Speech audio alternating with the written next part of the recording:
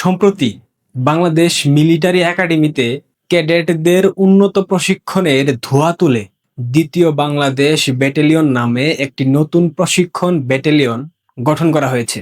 ব্যাটালিয়নের 4টি কোম্পানির নতুন নামকরণ করা হয়েছে ইসলামের প্রথম 4 খলিফার নাম অনুসারে। Number 1 Abu Bakr company, number 2 Umar company, number 3 Usman company, number 4 Ali company.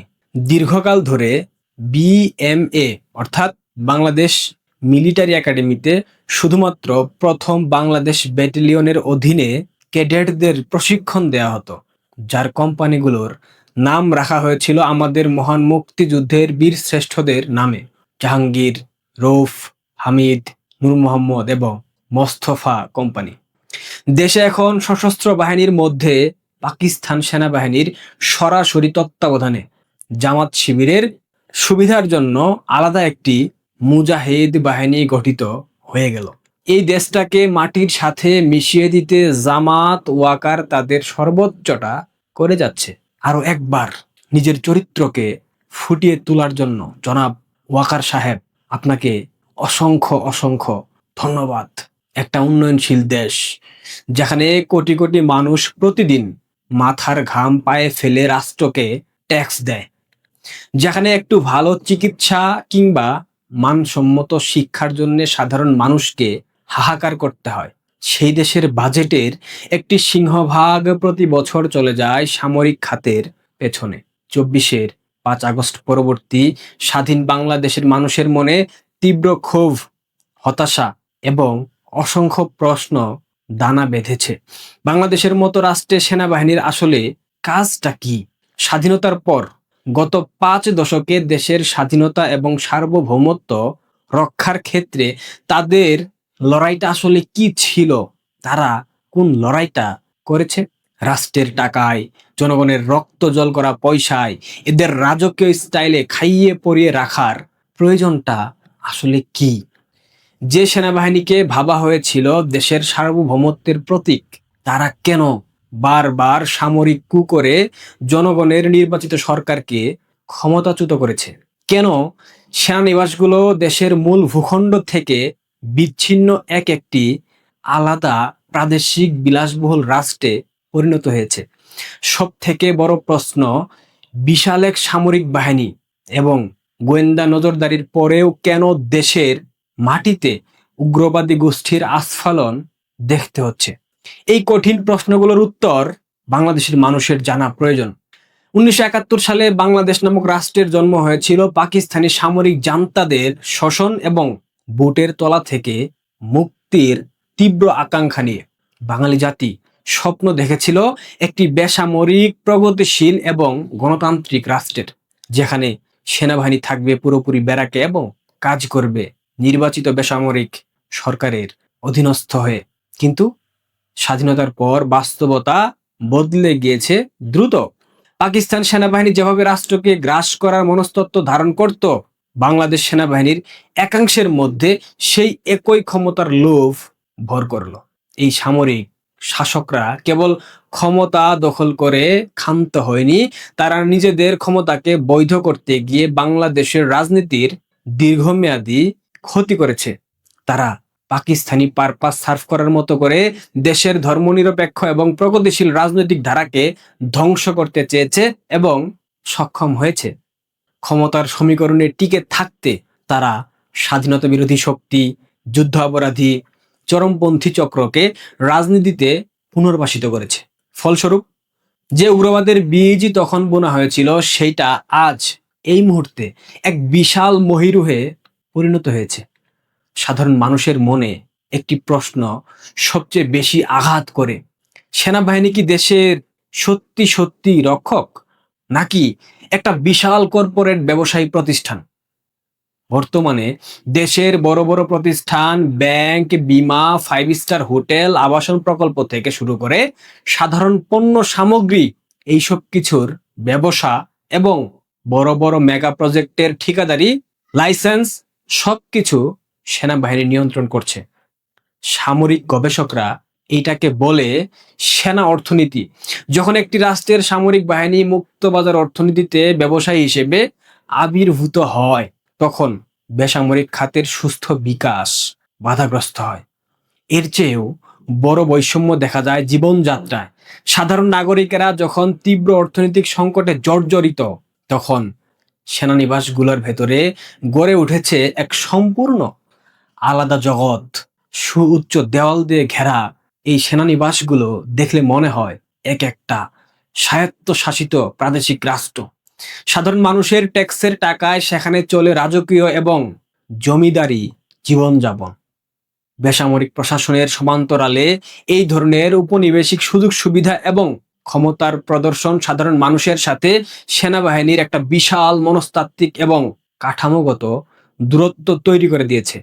দেশের সার্বভৌমত্ব রক্ষার দোহাই দিয়ে যেই বাহিনীকে এত সুযোগ সুবিধা দেওয়া হচ্ছে, তাদের উপস্থিতির পরেও কেন দেশে উগ্রবাদী জঙ্গি গোষ্ঠীরা প্রকাশ্যে আস্ফালন দেখায়? সার্বভৌম বাংলাদেশের বুকে যখন উগ্রপন্থী বা জঙ্গি গোষ্ঠীর প্রতীকী কলেমার পতাকা উত্তোলন করা হয়, তখন কেন তাদের বিরুদ্ধে কঠোর সামরিক কিংবা আইনি ব্যবস্থা নেওয়া হয় না? কেন কেন এই রহস্যজনক নীরবতা? প্রশ্ন স্বাভাবিকভাবেই উঠছে। নির্বাচিত সরকারকে উৎখাত করার পেছনে কিংবা দেশের ক্ষমতা কাঠামোকে অস্থিতিশীল করার পেছনে কি তবে এই জঙ্গি আন্দোলনগুলোকে পরোক্ষভাবে দূষণ করা হয়েছে?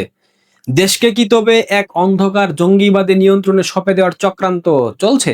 সেনাবাহিনীর এই ব্যর্থতা শুধুমাত্র আভ্যন্তরীণ নিরাপত্তার সুরক্ষায় নয়, এটা আন্তর্জাতিক এবং আঞ্চলিক ভূরাজনীতিতে একটা বিরাট বিপর্যয় ডেকে আনছে।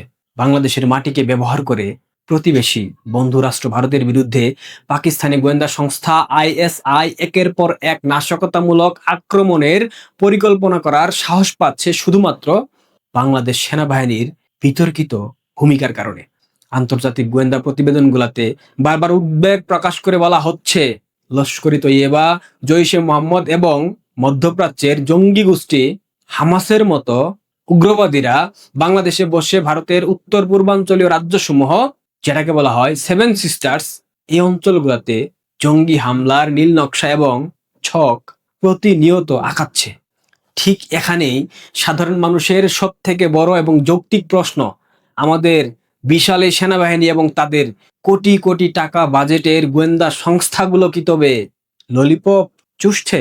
যখন একটি পেশাদার বাহিনীর মূল ফোকাস সীমান্ত রক্ষা এবং সন্ত্রাস দমন থেকে সরে গিয়ে ক্ষমতার আলিন্দে ঘোরাঘুরি করে, ঠিক তখনই জাতীয় নিরাপত্তা ব্যবস্থায় এক ধরনের বিশাল গর্ত সৃষ্টি হয়।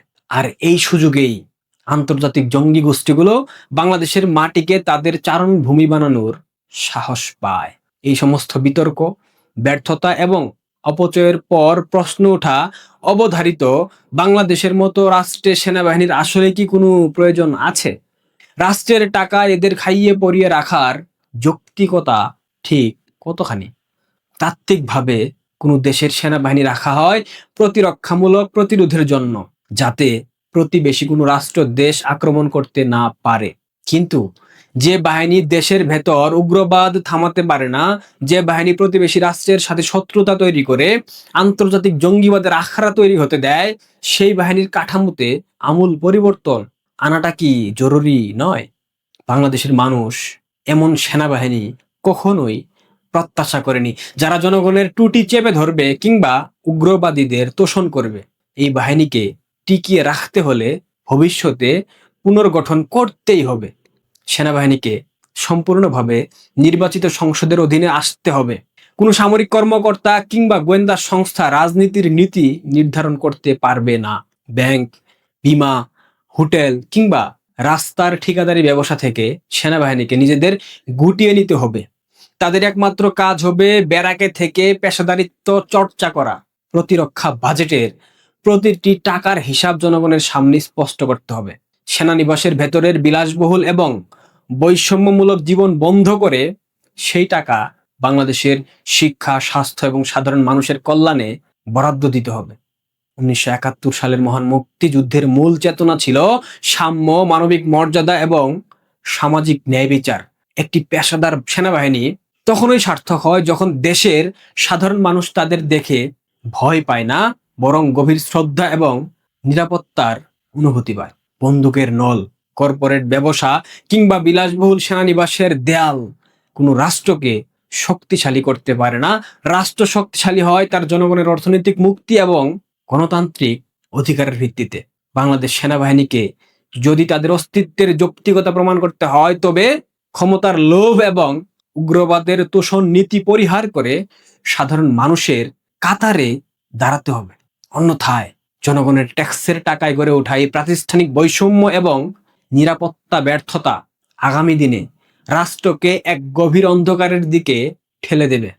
প্রিয় দর্শক, ৫ আগস্ট পরবর্তী বাংলাদেশ সেনাবাহিনীর ভূমিকা, আইন শৃঙ্খলা রক্ষায় তাদের ব্যর্থতা, বাংলাদেশের স্বাধীনতা সার্বভৌমত্ব রক্ষায় তাদের ব্যর্থতা, বাংলাদেশের পার্বত্য চট্টগ্রাম অঞ্চল নিয়ন্ত্রণে তাদের ব্যর্থতা, সবকিছু বিচার বিবেচনা করে বিশ্লেষণ করে আপনাদের কি মনে হয় বাংলাদেশের সামরিক বাজেট কমিয়ে সেই অর্থ শিক্ষা, স্বাস্থ্যে দেওয়া উচিত? উগ্রবাদ এবং আন্তর্জাতিক জঙ্গিবাদের এই ছক রুখতে সেনাবাহিনীর ভূমিকা নিয়ে আপনার কি মতামত নিচে কমেন্ট বক্সে অবশ্যই জানিয়ে যাবেন। ভালো থাকবেন, সাবস্ক্রাইব করবেন, ভিডিওটা শেয়ার করবেন। ধন্যবাদ।